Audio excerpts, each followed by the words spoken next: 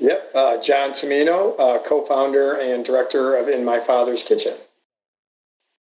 Yep, Tumino.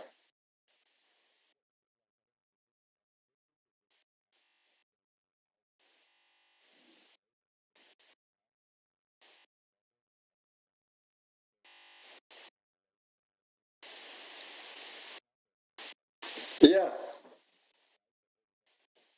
yeah. I think going out and helping the county at Lights on the Lake was a great experience because it's also a fun outside the city limits. It's getting a group of folks who usually panhandle within our city limits outside of the city and having a little bit of fun, like in some of the pictures, while they're helping the county dismantle the lights that go on Lights on the Lake.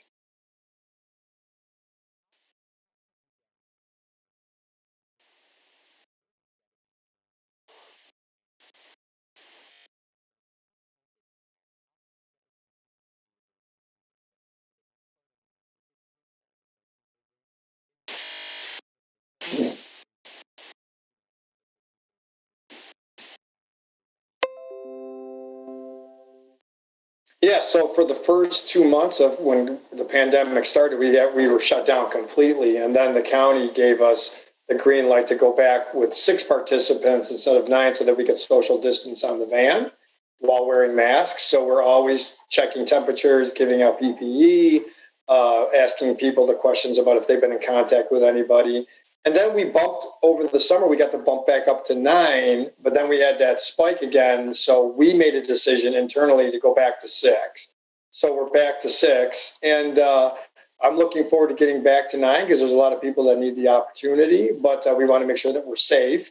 The challenge has been working with individuals, trying to get them connected to service providers who aren't doing face to face interviews and contacts for housing and things of that nature. Everything has to be done this way remotely. And these folks don't have this kind of equipment. So we try to help them navigate that system as well.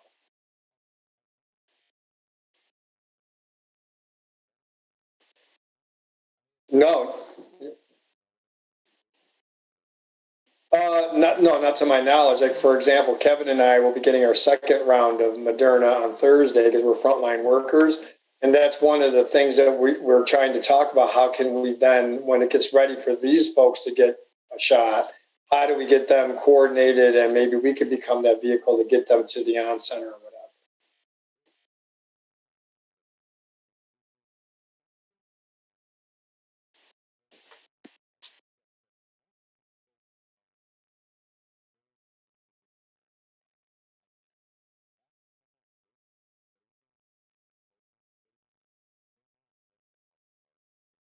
Right.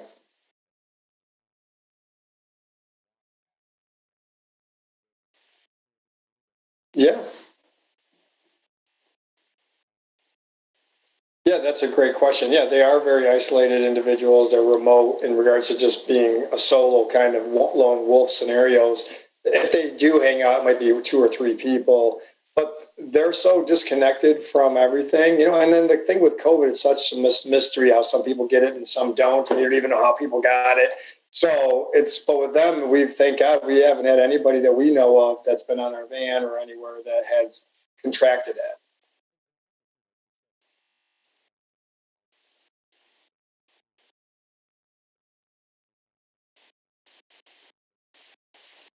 Yeah.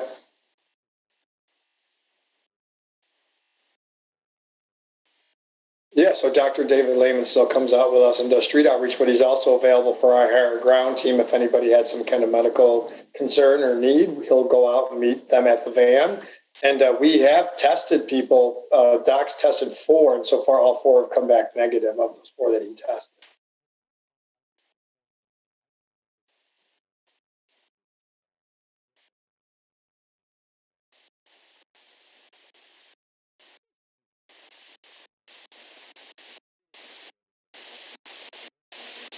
No, well, the challenge now with COVID has been inside work. So right now, this year, that's why we're doing a lot of shoveling. Like, we were outside shoveling at 6-degree temperatures with a crew of six people. I mean, you're moving, so it keeps you warm.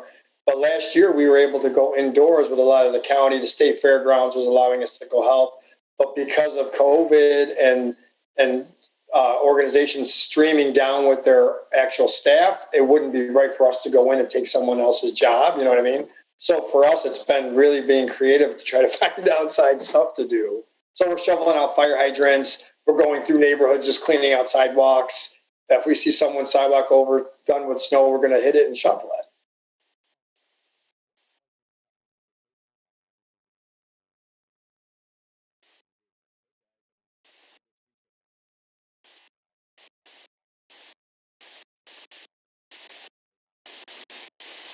So on Fridays, we're always designated with a county job, so we know where we're going on Fridays. So when they get on the van, Kevin will be like doing the code of conduct and say, "Hey, we're going to be going out to lights on the lake, and this is what we're going to be doing." And no one hems and haws. Everyone kind of does their thing, and they do their job well, and we get the mission accomplished.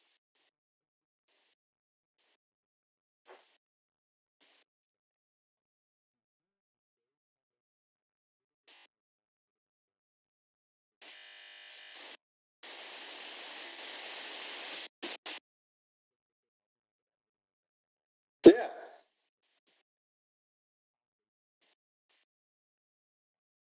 Yeah, I think what happens when we do any kind of like when we worked at the fairgrounds and did the picnic tables or the lights on the lake, they always will comment to say that they were part of the assembly or disassembly of that event. Or like when we go to the amphitheater and clean up after a concert or a show, which we were doing in the beginning before the pandemic, they were always saying, "Hey, we cleaned up after the so and so concert or whatever." So yeah, it does resonate with them. It gives them a sense of purpose and connection to the community.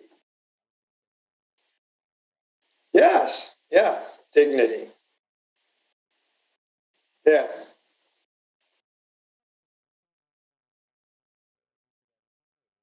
Just that, like, I guess one of the great things that for me that's happened other than helping people that are in those broken situations is the comments that we get from county workers or city workers or state workers that say, man, these guys did an awesome job. You know, they're so impressed. I think that they're kind of thinking we're going to show up and it's going to be this kind of helter skelter crew. And they go in and do this wonderful work. And sometimes they say, wow, they do it better than my own crew. You know what I mean? So to me, these folks that get on this fan really want to work and really want to make an impact and really want to show people that even though they might have some brokenness going on in their lives, that they are human beings and they want to do these things to change their lives around. You got muted there. That's right. Exactly. Yeah, exactly. Correct. Monday, Wednesday, Fridays. Yeah.